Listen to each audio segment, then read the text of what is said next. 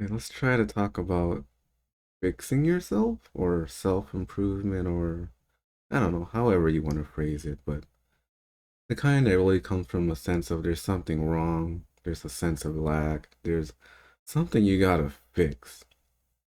Which doesn't feel good, right? Because this desire for change that comes from I don't want to feel this way, I don't want to be this way, or something like that.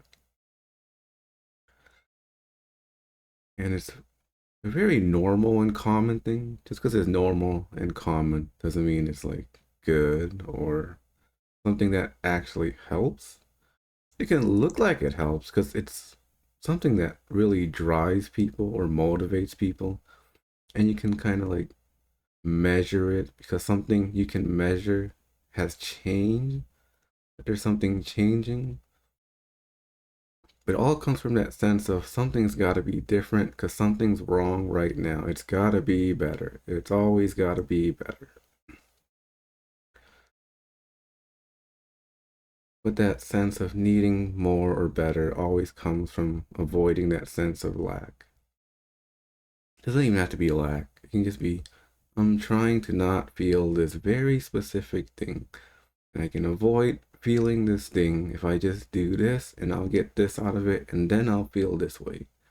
Usually I'll feel good, I'll feel happy, I'll feel glad, or I just won't feel sad anymore, or I won't feel lonely, or I won't feel whatever.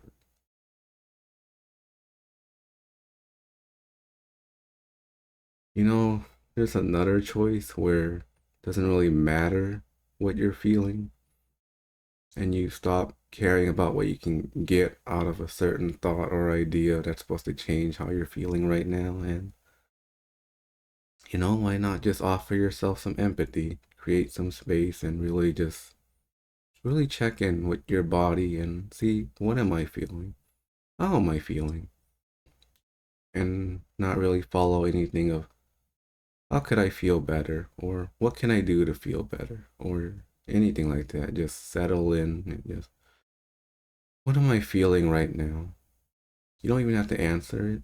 It's probably better if you don't answer it, especially verbally or with a thought. Just what does it feel to embody my existence right now?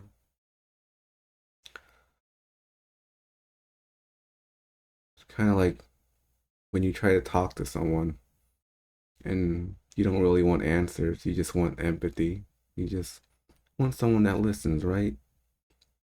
And sometimes solutions are great, especially if that's what you want. But if you don't want solutions, and all you get are solutions when all you want is space and to be seen and heard, solutions can kind of rub against you.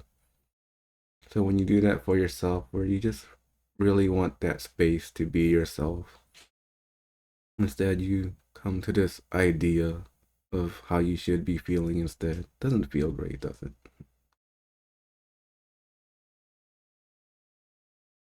There's always this idea of, man, wouldn't it be great if I was just happier? Wouldn't it be great if I just felt successful or if I felt loved or any of these things really? Just all these ideas that are just filling up your head on, and wouldn't it just be great if this happened instead of just really sinking into, well, what is it like right now?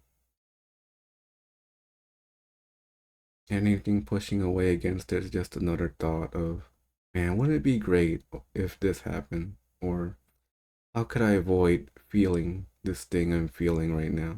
Just to be empty of those thoughts.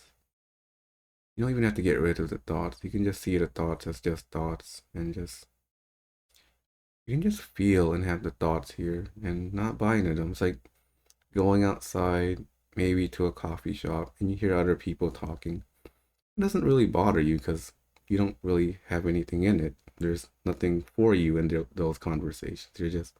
It's just background noise. Thoughts can just be background noise. You can be completely at home in your body, in your senses. There can be thoughts. You can be like just background noise or commentary on a movie you're watching. It's just something that's there. Because if you try to get rid of it, that's just another thought saying, I gotta get rid of these thoughts. It's not okay to have thoughts. Isn't that just terrible? Just getting suckered into a thought that says I shouldn't have thoughts. And it just gets into this cycle of a thought saying I gotta get rid of all these thoughts, and it just doesn't end because that's a thought trying to get rid of another thought, which just perpetuates more thoughts. And if you really do believe you got to get rid of your thoughts, then you're still buying into a thought because the only thing that wants to get sorry, my throat's a little. The only thing trying to get rid of thoughts is just another thought, really. If you buy into it, you're just caught in that cycle again. So it's probably important to really realize, you can really have your consciousness on things other than your thoughts. You can really have it on your body, your senses. You have so many senses. You can hear the sound of my voice. You can probably see, maybe you're not actually looking at the video, but you can see something, right? Or even what the smell of the room is, the textures of anything you can touch. And if there's nothing around, you can always just, rub your fingers against themselves. That's a touch.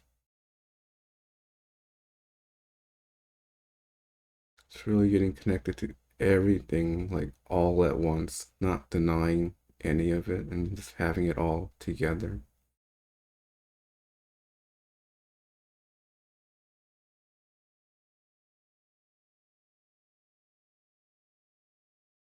Even ignoring your senses can be painful. Like if you're in pain and you try to ignore the pain, it'll probably just hurt more, or it'll come back to bite you later when you can't ignore it anymore. So in a way, if you actually try to ignore your thoughts, it might just come back and it might be even more difficult. So I'm not asking you to ignore your thoughts, but simply just see them for what they are, just a thought, a passing cloud.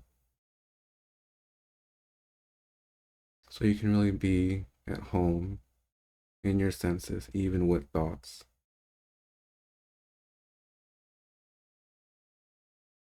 It's only a problem if you believe they are. If you don't find a problem with thoughts, it's fine. It's kind of nice to have thoughts, and you don't buy into it. It's like you have the radio on with you, but there's no investment in the radio.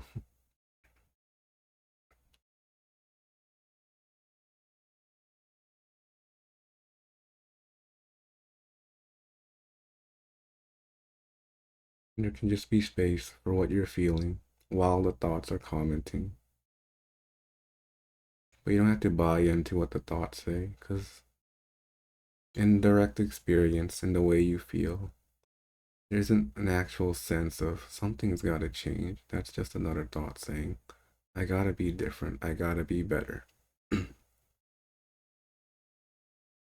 There's gotta be more. The only way you can know of more is if you have a thought. Like, what does more look like? Well, you gotta stop and think about it. What does better feel like? Or what is better? Like, you gotta stop and think about it. You gotta pretend you know what's better. All you can know is exactly what you're feeling and experiencing right now. And what the end of seeking is really is you're no longer seeking in your head of any imagination of what things should be, and you're just here with, well, this is how things are. And how things are does include thoughts. You can have them, sometimes you don't. If they're here, you know they're here. And when they're not here, you just know they're not here. It's really that simple. It's what is exactly happening right now. It's only when you buy in and completely invest yourself in these thoughts that it seems like all there is are just these ideas of how things should be instead of just paying attention to the way things are.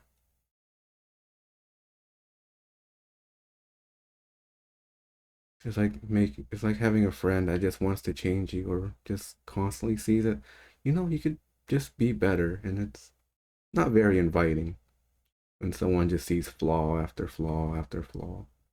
Well, to judge, you kind of need a mind that says this is bad and this is good. Let's go only to the good instead of just saying, let's just see things as they are. But the tricky part is seeing things as they are. It's you can't really conceptualize that because to conceptualize, you have to have an idea of something. And you can just kind of let go of the ideas and see things clearly. That's as simple as I can say it.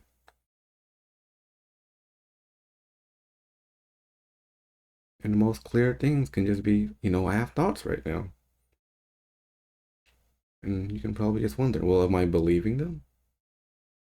And if you do, maybe pay attention to your body and you see, how does believing my thoughts affect my body? Does it hurt? Does it cause me to suffer?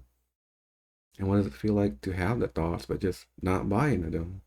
Does it, I don't want to say how does it, I don't want to give any ideas of how it should feel, but just see how does it feel by just have thoughts without buying into them and just letting them do their dance and play themselves out.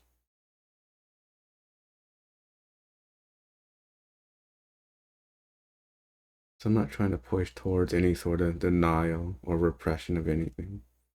It's more of an inclusion of everything. And inclusion, yet not being attached to anything I've really said. No attachment to the thoughts. No attachments to the feelings, because you never feel one way forever, right? It's always in flux. It's always changing.